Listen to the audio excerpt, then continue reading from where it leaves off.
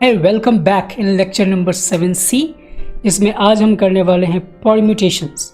तो हम समझेंगे कि NPR रिलेटेड कितने अलग अलग परम्यूटेशंस के कॉन्सेप्ट हो सकते हैं एंड हम ये भी समझेंगे कि उनको क्वेश्चंस में कैसे अप्लाई किया जाएगा। Let's jump into. Alright, so permutation को समझने के लिए हमें सबसे पहले इस वर्ड का मीनिंग समझना पड़ेगा। सो परम्यूटेशन का सीधा सा मतलब होता है अरेंजमेंट, और जब अरेंजमेंट की बात की जाती है तो वहाँ ऑर्डर मैटर करता है। मतलब ये कि जैसे मान लीजिए कि मैंने ABC एक अरेंजमेंट लिखा 3 लेटर्स का, तो ये फर्स्ट पोजीशन काउंट होगा, ये सेकेंड एंड थर्ड, या फिर जैसे भी नाम दिया जाए इन पोजीशंस का, तो ये एक अरेंजमेंट होगा। उसी तरीके से B को पहले, A को बीच में और C को लास्ट में लिखें तो एक दूसरा अरेंजमेंट काउंट होगा, and so on.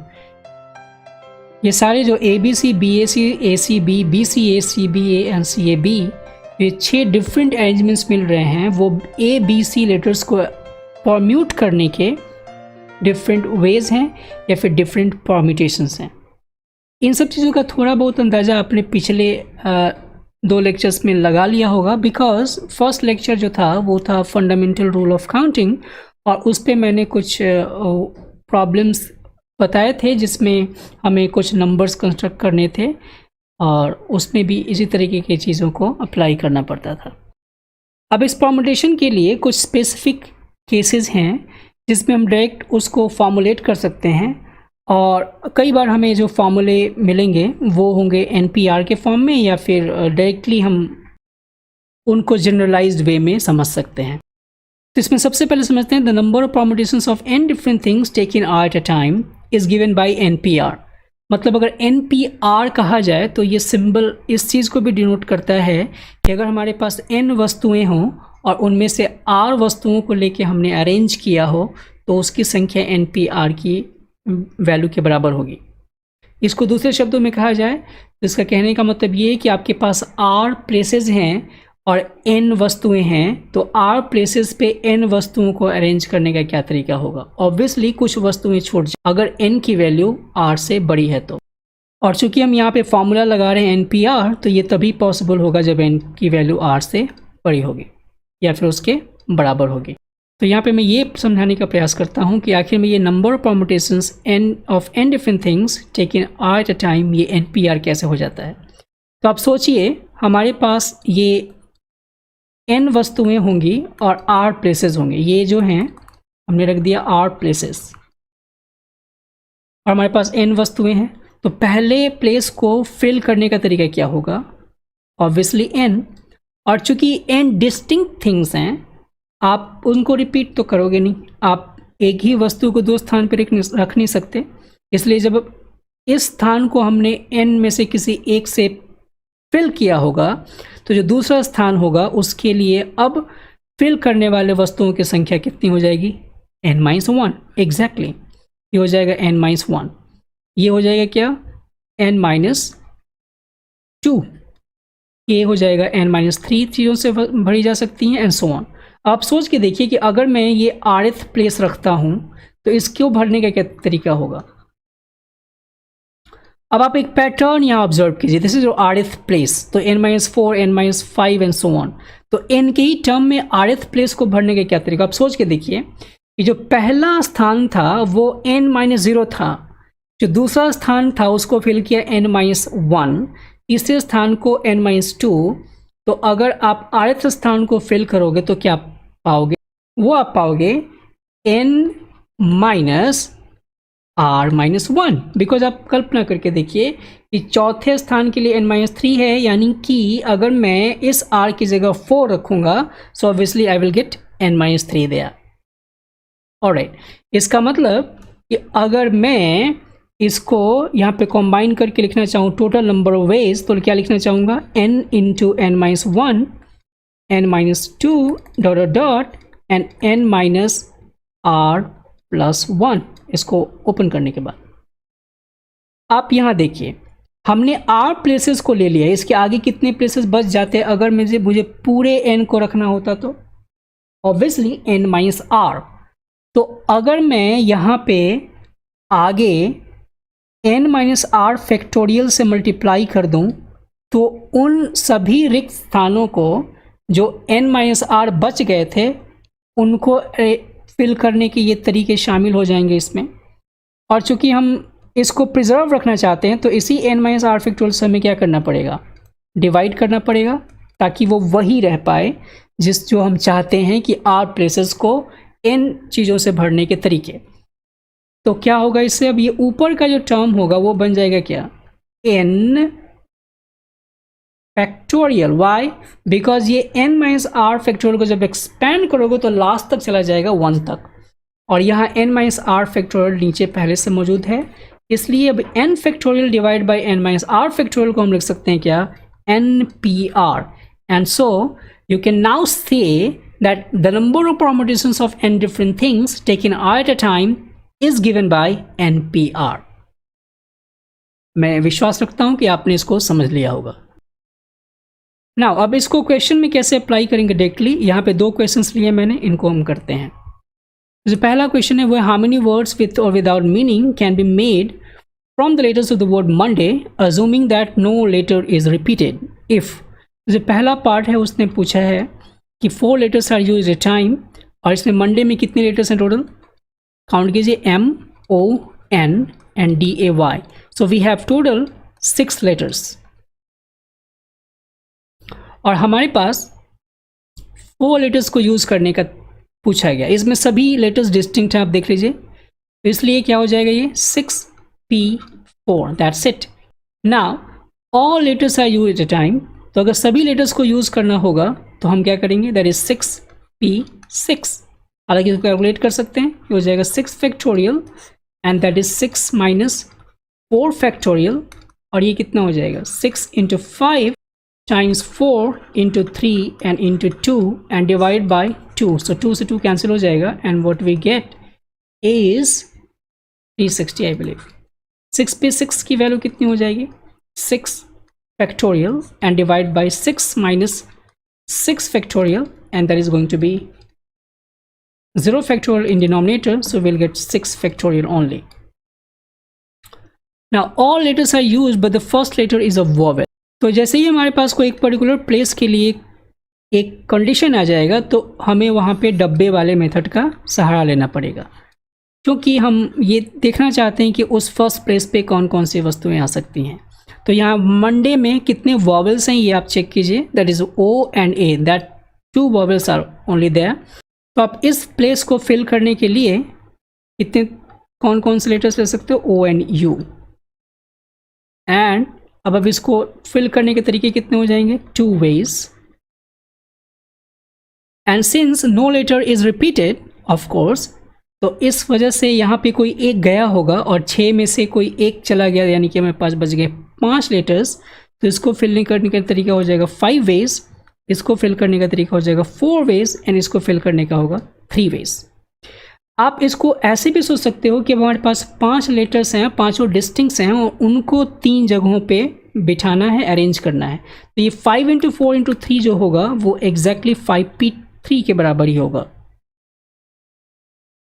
And now what we are going to do, we are going to multiply this 2 and times 5P3, या फिर directly 2 times 5 times 4 times 3, आप कुछ भी कर सकते हो।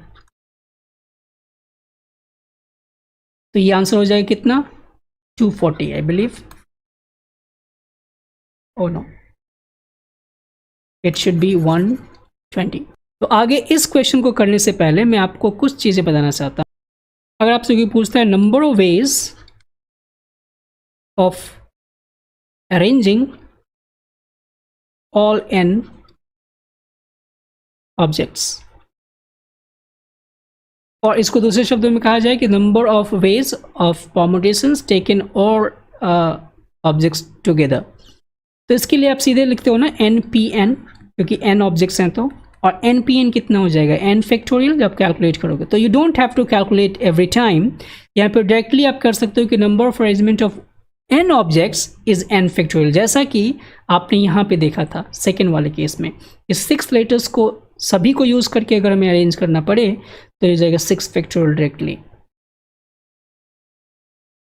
अगर मैं कहूँ कि number of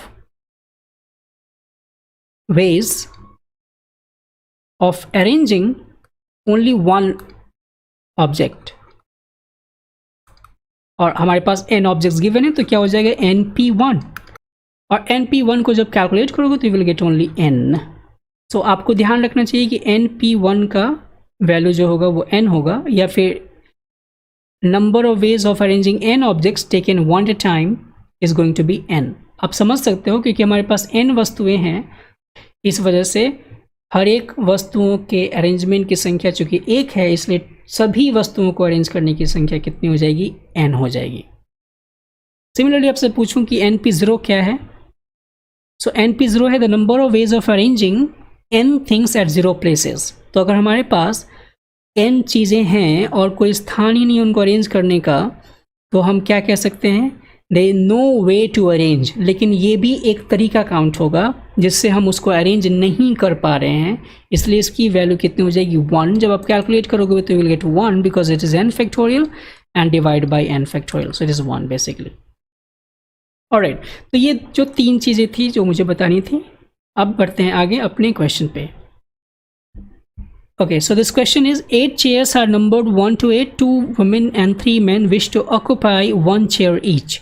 First, the women choose the chairs from amongst the chair 1 to 4, and then men select from the remaining chairs. Find the total number of possible arrangement. तो यहाँ देखिए, ये 4 चेयर्स हैं, पहले 1 2 3 4, इन पे महिलाएं बैठना चाहती हैं, और कितनी महिलाएं हैं, 2 महिलाएं हैं।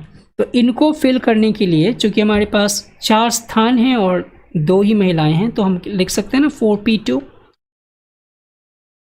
एंड देन जो बाकी अब जो चेयर्स बचेंगे टोटल वो कितने हो जाएंगे, 6, बिकॉज 8 चेयर्स पहले थे और इन चारों में से किसी 2 पे ही वो 2 महिलाएं बैठ पाएंगी। तो हमारे पास 6 टोटल चेयर्स बच गए हैं, और उन 6 टोटल चेयर्स पे हमें बिठाने हैं 3 पुरुषों को, तो कितना हो जाएगा 6p3, दैट्स इट। और इनको आप मल्टीप्लाई कर लोगे। अब मल्टीप्लाई क्यों किया जा रहा है, बिकॉज दोनों समूहों को बिठाना जरूरी है, मतलब 2 महिलाओं को भी बिठाना जरूरी है और 3 पुरुषों को भी बिठाना जरूरी है। दोनों में से कोई एक ही समूह अगर बैठेगा तो वो मीटिंग संभव नहीं हो पाएगी, जिसके लिए वो इकट्ठा हुए हैं। एनीवेज, तो इसको कैलकुलेट करते हैं। सो 4p2 हो जाएगा 4 3 एंड 2 फैक्टोरियल, एंड डिनोमीटर में आ जाएगा 2 फैक्टोरियल, एंड 6p3 के लिए हो जाएगा 6 5 4 इंटू 3 फैक्टोरियल, एंड डिनोमीटर में हो जाएगा 3 factorial. So what we are getting, this thing will be cancelled, and so it is 12, and ये कितना हो जाएगा 120, इसलिए आंसर हो जाएगा 1440। तो ये 2 क्वेश्चन हमने किए इस NPR वाले डायरेक्ट फॉर्मूले पे। अब आते हैं एक अलग तरीके का कंडीशन, जहाँ पे हमें n different things the given हैं और उनमें से कुछ चीज़ें एक जैसी हैं। जैसे P जो हैं वो एक जैसे हैं, Q एक जैसी हैं, R एक जैसे हैं, एंड जो रिमेनिंग थिंग्स हैं वो अलग अलग डिस्टिंक्ट हैं। तो ऐसे के लिए जो परमुटेशन होता है ऐसे केसेस के लिए वो है n factorial divided by p factorial times q factorial times r factorial. आप इसको ऐसे समझिए, मान लीजिए आपके पास कोई एक वर्ड है I और आप इन्हें अरेंज करना चाहते हो। तो अगर 3 डिस्टिंक्ट मान रहे हो, अगर E1 और E2 को मैं अलग अलग मानता हूँ, तो अरेंज करने का क्या तरीका होगा। Of course what we get, it is E1 y E2 पहला हो जाएगा, ये तो मैंने लिया है यहाँ पे। उसके बाद क्या हो जाएगा E2 y E1, देन हो सकता है y E1 E2, and then E1 E2 y and y E2 E1 and then E2 E1 y। ये 6 डिस्टिंक्ट अरेंजमेंट्स होंगे अगर मैं E1 और E2 2 अलग अलग लेटर्स मानता हूँ। बट आप ये भी तो देखिए कि E1 और E2 एक्चुअली मैंने अपनी सुविधा के लिए माना है। इनफैक्ट ये क्या थे, ये दोनों सेम लेटर्स थे, दैट इज़ ये E1 और E2 नहीं, केवल E और E थे। इसका मतलब कि आपने जैसे अरेंज किया होगा इसमें ये अरेंजमेंट और ये अरेंजमेंट सेम काउंट होगा because they no such E1 and E2, they both are only E. Similarly ये अरेंजमेंट और ये अरेंजमेंट सेम काउंट होगा और ये अरेंजमेंट सेम काउंट होगा. ऑलराइट, इसका मतलब कि ये दोनों मिला के एक अरेंजमेंट हुआ, ये दोनों मिला के दूसरा अरेंजमेंट हुआ और ये तीसरा, यानी कि 3 ही अरेंजमेंट हुए. ऐसा क्यों हुआ है? तो वास्तव में तो टोटल अरेंजमेंट होना चाहिए 3 फैक्टोरियल, और लेकिन यहाँ पे E और E एक जैसे हैं और उनके अरेंजमेंट से हमें डिवाइड करना पड़ेगा बिकॉज वो अरेंजमेंट्स हम नहीं काउंट कर रहे हैं. इसलिए हो जाएगा 3 factorial by 2 factorial and what we get is only 3.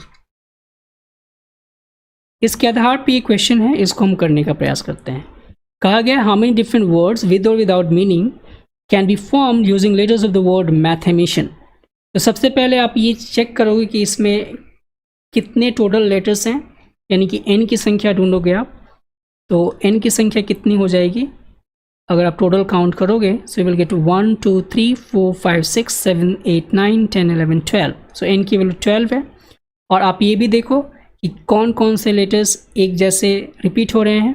जैसे आप यहाँ देखिएगा M 2 बार रिपीट हुआ, देन S 2 बार रिपीट हो रहा है एंड I 2 बार रिपीट हो रहा है. So M 2 times, I 2 times and S 2 times. तो टोटल हो जाएगा अरेंजमेंट वो कितना होना चाहिए? 12 factorial and divided by 2 factorial 2 factorial 2 factorial, इन तीनों का प्रोडक्ट डिनोमिनेटर में. That's it. तो ये भी आपको इजी ही लगा होगा और आपने समझ लिया होगा कि ऐसा ये क्यों होता है. अब बढ़ते हैं आगे. Now, the number of permutations of n different things taking r at a time when each thing may be repeated any number of times. तो obviously हमारे पास अगर r स्पेसेस हैं और कोई भी वस्तु कितनी बार रिपीट किया सकती है, तो पहले स्थान को फिल करने का तरीका हो जाएगा n, then again n, and then again n, and so what we get, it is r times repeated, so it will be n to the power r. Question देखते हैं इस पे. क्वेश्चन है 4 story house is to be painted by some 6 different colors such that each story is painted in one color. How many ways are there to paint the house? आप यहाँ देखिए 4 floor का कोई एक बिल्डिंग है जिनको मैं पेंट करना है. तो जो 4 फ्लोर का बिल्डिंग है उनमें से कोई भी फ्लोर किसी भी एक कलर को ले सकता है. तो ऐसा सोचिए ना कि पहले फ्लोर को एक्चुअली पेंट करने के कितने तरीके हो सकते हैं? This is going to be 6 ways because 6 different colours हैं. और यहाँ पे आप ये भी सोचिए कि दूसरे के लिए जब हम पेंट करने जाएंगे तो क्या उन 6 में से कोई कलर यहाँ पे नहीं आ सकता? जा सकता है. ऐसा थोड़ी है कि हमारे पास उतना ही अमाउंट है इन 6 कलर्स का जिससे कि एक ही फ्लोर पेंट हो पाए हर एक कलर के लिए. ऐसा नहीं है. हम इसको भी दूसरे कलर से, उसी कलर से पेंट कर सकते हैं जैसा हमने पहले वाले को किया होगा. तो इसको भी पेंट करने के 6 तरीके होंगे, इसको भी 6 और इसको भी 6. और इस वजह से इन सभी 6 को मल्टीप्लाई किया जाएगा and what we get is 6 to the power 4 at the final answer. ऐसे क्वेश्चंस आप प्राय देखोगे जैसे कि 4 लेटर्स हैं और 5 लेटर बॉक्सेस हैं, तो कैसे पोस्ट किए जाएं. या फिर 3 मार्बल्स हैं और 4 पॉकेट्स हैं, तो उसमें 3 मार्बल्स को 4 पॉकेट्स में कैसे रखे जाएंगे. या फिर 5 प्राइजेज़ हैं एंड 4 बॉयज़ हैं, 4 कॉन्टेस्टेंट हैं, तो उनमें कैसे डिस्ट्रीब्यूट किया जाए. तो इन सब क्वेश्चंस को भी ऐसे ही हैंडल कीजिएगा आप लोग. क्वेश्चंस आपको नोट्स में मिल जाएंगे. अब आते हैं कुछ ऐसे क्वेश्चंस देखते हैं जो परम्यूटेशन अंडर सर्टेन रिस्ट्रिक्शंस हैं. मतलब कुछ ऐसे परम्यूटेशन जो बिल्कुल रिस्ट्रिक्टेड कंडीशन में दिए गए हैं. तो पहला है the number of permutation of n different things taking r at a time when a particular thing is to be included in each arrangement. अब इसके कहने का मतलब क्या है? कहने का मतलब ये है कि कोई भी आपने n डिफरेंट थिंग्स का सेट लिया होगा, उनमें से r वस्तुओं को अरेंज करना है, लेकिन एक पर्टिकुलर वस्तु जो है वो हर एक अरेंजमेंट में जाएगा, बस इतना ही है. तो इसको एग्जाम्पल से समझेंगे तो बेटर होगा। जैसे हमने यहाँ पे एग्जाम्पल लिया, how many 5 digit numbers can be formed using the digits 1 2 3 4 5 6 when each number contains 5 and repetition of digit is not allowed. तो ऑब्वियसली हमारे पास जो इन 5 लेटर्स को अरेंज करने के लिए इन 5 डब्बों को बनाएंगे तो इनमें से 5 तो हमेशा सेलेक्ट होगा ही। तो मान लेते हैं कि 5 का पोजीशन यहाँ पे हमने फिक्स कर दिया फर्स्ट पोजीशन पे, और अब जो पोजीशन बच गए हैं वो कितने हैं? केवल 4 है ना। लेकिन अब हमारे पास संख्याएं कितनी हैं? बिकॉज केवल एक ही 5 तो घटा है ना, हमारे पास संख्याएं कितनी हैं? 5 रह गई हैं। तो इन 5 वस्तुओं को इन 4 जगहों पे अरेंज करने के लिए क्या हो जाएगा? 5p4। लेकिन ध्यान रहे कि ये तब हुआ है जब 5 अपने नियत स्थान यानी कि फर्स्ट प्लेस यहाँ पे फिक्स था। अगर ये 5 यहाँ पे फिक्स हो जाए तब फिर से एक अलग 5p4 आएगा, यहाँ पे चला जाए तो फिर से एक दूसरा 5p4 आएगा, यानी कि ऐसे 5 डिफरेंट केसेस बनेंगे इस 5 को अलग अलग स्थान पे फिक्स करते हुए। और इसलिए क्या हो जाएगा? 5 times 5p4 because 5p4 is repeating itself 5 times and that's your answer. And you can get that idea कि यहाँ पे कुछ ऐसा ही है, क्योंकि हमारे पास टोटल नंबर यहाँ पे कितना था? 6 था। तो ये क्या है? 6 minus 1 that is 5 and स्थान कितने थे? 5। सो क्या हो गया था? 5 minus 1 that is 4 और ये कितना था? 5। that's it। आगे बढ़ते हैं। अब है the number of permutations of n different things taken at a time when a particular thing is not to be included in each arrangement. So ये बिल्कुल सिंपल है, क्योंकि एक आप पर्टिकुलर थिंग को अरेंज ले नहीं रहे हो। जैसे हमारे पास पिछले ही क्वेश्चन में 6 लेटर्स थे और मान लो कि 5 हमें लेना ही नहीं है। जब 5 लेना ही नहीं है लेकिन हमें अभी भी 5 स्थानों को फिल करना है, तो अब हमारे पास 5 ही लेटर्स बचेंगे लेकिन स्थान तो 5 ही रहे, यानी कि सीधे हो जाएगा 5p5। तो हमारे पास केवल n में से एक घटेगा लेकिन स्थान अभी भी r ही रहेगा। तो ये डायरेक्टली आपको समझ में आ गया होगा। अब आते हैं अपने इस पे अगले कंडीशन पे। Number of permutations of n different things taken all A time when m specific thing always come together in each arrangement, वो गिवन बाय दिस होगा m factorial n minus m plus 1 तो quantity factorial. इसको ऐसे समझते हैं, मान लीजिए कोई आपके पास एक वर्ड है एजुकेशन, और इसमें कहा गया कि आप वर्बल्स को एक साथ रखिए और तब जितने वर्ड्स बन सकते हैं वो बनाइए। तो आप क्या कीजिएगा? पहले जितने भी इसमें वर्बल्स हैं काउंट कीजिएगा, उनको इकट्ठा कीजिएगा। तो ई, ए, आई, ओ एंड यू, ये सारे 5 वर्बल्स हैं इसमें। तो हम ए, ई, आई, ओ, यू को इकट्ठा कर लेंगे। होगा क्या कि इनको हम एक ब्लॉक मान लेंगे अकेला, और बाकी जो बच जाएगा उनको डिस्टिंक्ट लेटर्स मानेंगे। तो क्या हो जाएगा? वो D, C, T and N, ये 4 अलग बन जाएंगे। ऑब्वियसली ये टोटल हमारे पास 9 थे, तो 5 यहाँ चले गए और 4 यहाँ। हो क्या रहा है? चूँकि हर एक अरेंजमेंट में ये ए, ई, आई, ओ, यू एक ही साथ रह रहे हैं, तो इसीलिए हमने इनको एक ब्लॉक माना। तो अब हमारे पास इनको काउंट किया जाएगा एज 1, ये 2, 3, 4 एंड 5। तो 5 डिस्टिंक्ट हम लेटर्स मान रहे हैं। तो इन 5 को अरेंज करने का क्या तरीका हो जाएगा? 5 फैक्टोरियल। ऑलराइट, लेकिन आप ये भी समझिए कि हर एक 5 फैक्टोरियल अरेंजमेंट में ए, ई, आई, ओ, यू आपस में अरेंज हो सकते हैं, क्योंकि इनसे ये नहीं कहा गया कि इसी ऑर्डर में हो, हमसे ये कहा गया कि दोनों सभी साथ में होने चाहिए। तो ये आपस में अरेंज हो सकते हैं हर एक 5 फैक्टोरियल में। तो फिर से हो जाएगा ये 5 फैक्टोरियल उनके अरेंजमेंट के लिए। आप ध्यान दीजिए, ये अरेंजमेंट किसका है?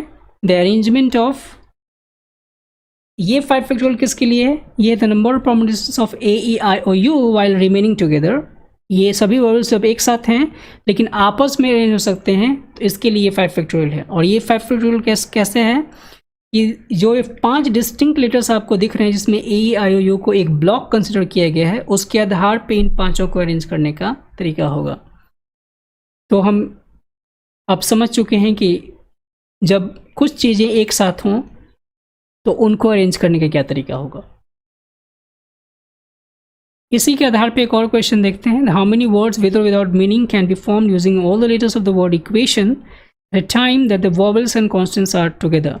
तो इसमें भी इक्वेशन वर्ड में आप देखिए कि इक्वेशन में भी सारे वॉवल्स आ जाने चाहिए। तो ये हो जाएगा क्या, ए ई आई ओ यू एक साथ। इसमें कहा कि कॉन्सोनेंट्स को भी आप एक साथ रखिए, तो जो कॉन्सोनेंट्स बचेंगे वो हो जाएगा क्यू टी एंड एन, इनको रख देंगे एक साथ। तो हमारे पास जो डिस्टिंक्ट लेटर्स बनेंगे वो दो ही बनेंगे। तो इन दोनों को अरेंज करने का तरीका हो जाएगा 2 फैक्टोरियल। बट ये जो वॉवेल्स हैं आपस में अरेंज हो सकते हैं 5 फैक्टोरियल से, और ये कॉन्सोनेंट्स हैं वो आपस में हो सकते हैं 3 फैक्टोरियल से। तो ये टोटल नंबर ऑफ वेज होगा इनको अरेंज करने का होगा। अब ध्यान दीजिए 2 किसके लिए है, डिस्टिंक्ट का, डिस्टिंक्ट ब्लॉक हम कह सकते हैं। और ये 5 फैक्टोरियल किसके लिए है, वॉवेल्स एक साथ हैं तो उनके अरेंज करने के लिए, और ये होगा कॉन्सोनेंट्स के लिए। That's it. अब आते हैं अगले लास्ट पे अपने, the number of permutations of n different things taking all the time when m specific things never come together in each arrangement. तो आपने ये देखा कि n फैक्टोरियल जो है वो टोटल अरेंजमेंट है, और ये आपने अभी देखा कि ये है टुगेदर अरेंजमेंट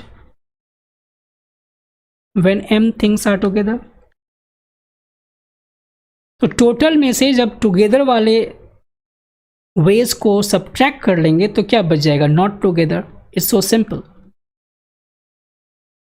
जैसे आपसे अगर पूछा जाता ऐसा ही कि एजुकेशन जो वर्ड है, बताइए कि इसमें ए ई आई ओ यू यानी कि वॉवेल्स जो हैं वो एक साथ ना हो, तो टोटल कितने थे इसमें, 1 2 3 4 5 6 7 8 9। तो टोटल क्या होता है 9 फैक्टोरियल। और उसमें से आप क्या करते, एजुकेशन में जो वॉवेल्स एक साथ होते उनको, उनकी संख्या को घटा देते। दैट मीन्स क्या हो जाता है 5 फैक्टोरियल इंटू 5 फैक्टोरियल। तो 9 फैक्टोरियल में से ये इन दोनों का प्रोडक्ट घटा देंगे, ये बन जाएगा नॉट टुगेदर। क्या नॉट टुगेदर भाई, ए E I O you not together. अब कर लेते हैं इस क्वेश्चन को। इसमें कहा गया कि in how many ways can the letters of the word permutations be arranged if the vowels start with P and end with S। तो पहले आप ये काउंट करोगे कि इसमें कितने लेटर्स हैं टोटल, तो ये हो जाएगा टोटल लेटर्स 12। इसमें आप ये भी देख सकते हो कि जो T है वो 2 टाइम्स है। पहला पार्ट इसने पूछा है word start with P and and with S, तो टोटल 12 लेटर्स हैं। तो P और S को अगर हम एंड पे फिक्स कर दें ऐसे, start with P and and with S, तो बीच में बचेंगे हमारे पास 10 लेटर्स। और इन 10 लेटर्स को अरेंज करने का क्या तरीका होगा, 10 factorial and divide by 2 factorial, because T जो होगा वो इसी 10 में से कोई एक आएगा। दूसरा है वॉवेल्स आर टुगेदर। आप समझ चुके हो परमुटेशन में कौन कौन से वॉवेल्स हैं भाई, E है, U है, A है, I है एंड O है। इसमें 5 वॉवेल्स हैं, तो 5 वॉवेल्स को एक साथ रखेंगे पहले, तो ये हो जाएगा 5 फैक्टोरियल। वॉवेल्स को एक साथ रखा, तो अब हमारे पास जो टोटल लेटर्स थे 12 थे, 5 हमने हटा लिए हैं, अब बचे 7, और दोनों T वहीं जाएंगे सातों में, तो हो जाएगा क्या 7 फैक्टोरियल डिवाइड बाई 2 फैक्टोरियल, और इनके प्रोडक्ट की जो वैल्यू आएगी वो आंसर।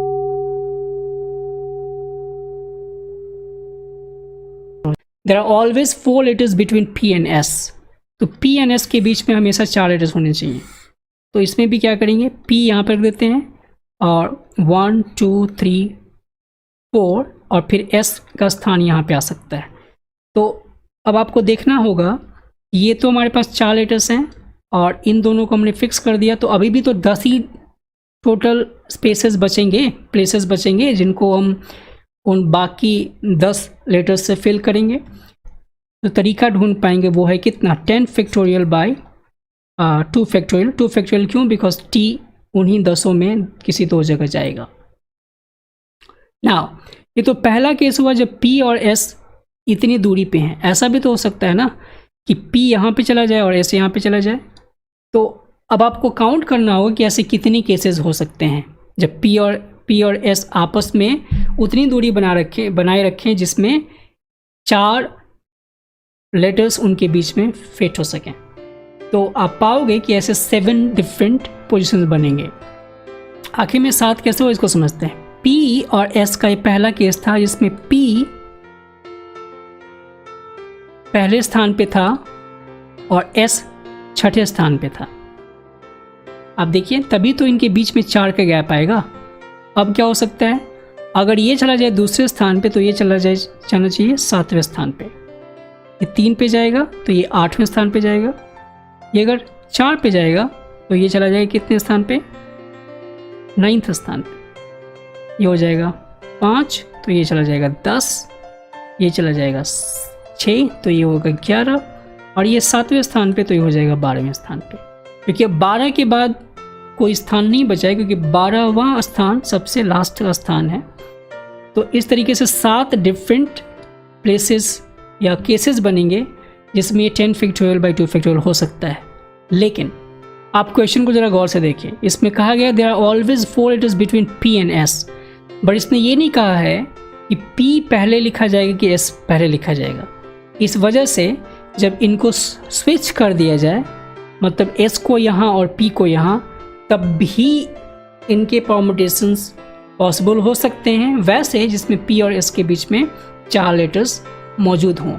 तो उसको हम क्या करेंगे, यहाँ पे कॉम्पेंसेट करेंगे 2 से मल्टीप्लाई करके, और इस तरीके से आप देखो ये 2 से 2 कैंसिल हो जाएगा and what we get is 7 times 10 factorial and that is your answer.